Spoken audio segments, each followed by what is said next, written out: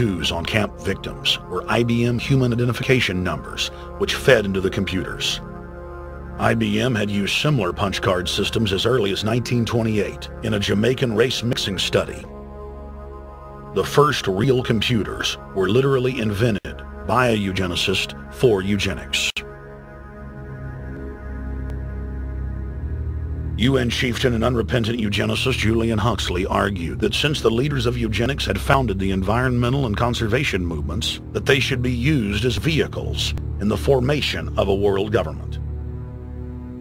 Just as H.G. Wells had envisioned, this government would be controlled by a scientific dictatorship and would be guided by the principles of eugenics. Huxley created the World Wildlife Fund with Bilderberg founder and former SS officer Prince Bernhard of the Netherlands and Prince Philip of England. In the event that I am reincarnated, I would like to return as a deadly virus in order to contribute something to solve overpopulation. Prince Philip, reported by Deutsche Presse-Agentur DPA, August 1988.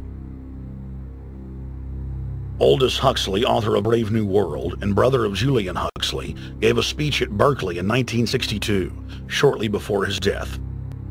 He admitted that his best-selling book, Brave New World, written in 1932, was based not on fiction, but on what the elite were actually planning to implement.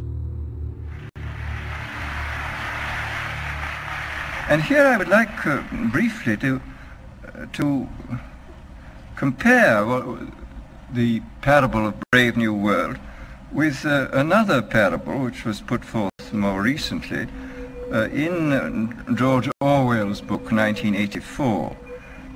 I'm inclined to think that the scientific dictatorships of the future, and I think there are going to be scientific dictatorships in many parts of the world, will be probably a good deal nearer to the Brave New World pattern than to the 1984 pattern. They will be a good deal nearer, not because of any humanitarian qualms in the scientific dictators, but simply because the Brave New World pattern is probably a good deal more efficient than the other. But if you can get people to consent to the state of affairs in which they are living, the state of servitude, the state of being, well, it seems to me that the nature of the ultimate revolution with which we are now faced is precisely this, that we are in process of developing a whole series of techniques which will enable the controlling oligarchy, who have always existed and presumably always will exist, to get people actually to love their servitude. People can be made to enjoy a state of affairs which, by any decent standard, they ought not to enjoy. And these methods, I think, are a real refinement on the older methods of terror, because they combine methods of terror with methods of acceptance. But then there are various other methods which one can think of. There is, for example, the pharmacological method. This was one of the things I talked about in Brave New World. And the result would be that, I mean, you can imagine a euphoric which would make people thoroughly happy even in the most abominable circumstances. I mean, these things are possible.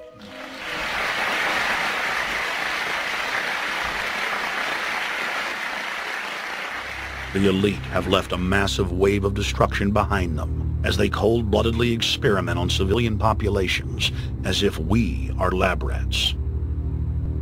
A string of congressional investigations has uncovered more than 20,000 secret tests that were carried out against the American people between 1910 and 2000. One well-known eugenics study, the Tuskegee Syphilis Project, killed hundreds of blacks and spanned 40 years until whistleblowers exposed it in 1972. From 1943 until present, the British have tested lethal nerve gas on their own personnel, on land, air, and sea. Many died instantly. Still others died grueling deaths over several years. The federal government commissioned secret radiation experiments on thousands of non-consenting patients. Hundreds of hospitals in the U.S. injected healthy men, women, and children with uranium and plutonium at dosage levels ranging from non-therapeutic to lethal, killing many of the test subjects.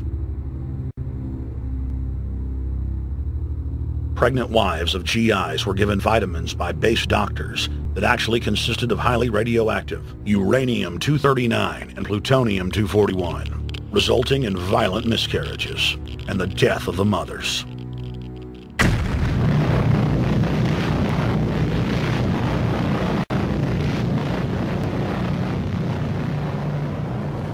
Soldiers, sailors, and Marines were used as guinea pigs in hundreds of atomic and hydrogen bomb tests. Patriotic Americans were radiated side by side with lab animals.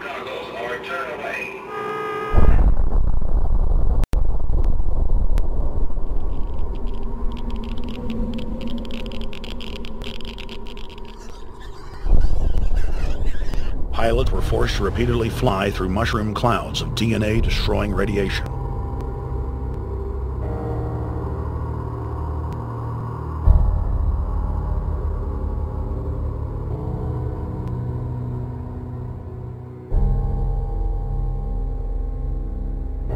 From 1951 to 1961, the U.S. Army paid Israel's health ministry 3 million lira to conduct radiation testing on Sephardic children that immigrated to Israel.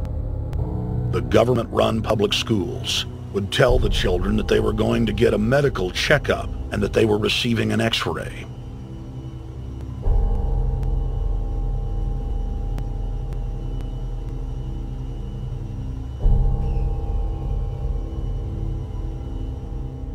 The Pentagon had already radiated more than 4,000 institutionalized children in the United States, many of which had died.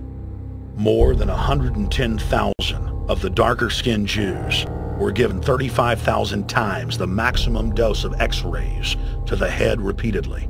Many of the children died within months. All of them lost their hair. Some still live today and endure excruciating health problems. The covert testing of chemical, biological, and radiological agents on unsuspecting populations continues worldwide today. From 1940 to 1979, the vast majority of the British population was sprayed by aircraft more than 2,000 times with deadly chemicals and microorganisms without ever being told. In 1968, the Pentagon tested a deadly bioweapon on New York subways and placed personnel in local hospitals to monitor the effects.